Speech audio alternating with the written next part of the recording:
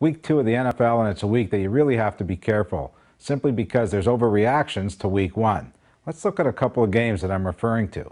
Number one, the Saints are in Carolina to play the Panthers.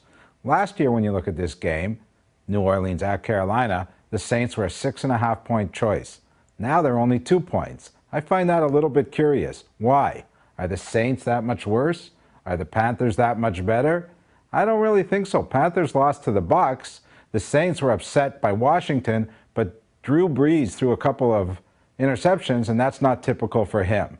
So the line is reduced by 4 points. I'd be careful with that one. Speaking of the Bucs, look at Giants playing the Bucs this week as a 7-point choice. Now, had this game been played before last week's result, what would the line have been?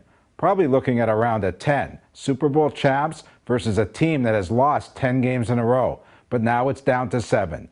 Only because Tampa pulled a bit of an upset over Carolina, while the Giants were sort of manhandled by the Dallas Cowboys. So we get a reduction in price down to 7 points. Also, totals were high last week, the highest opening week in the history of the NFL. There's usually a balance with that, so look for the games to be a little lower scoring and things to even out a little bit. For the Toronto Sun, I'm Randall the Handle.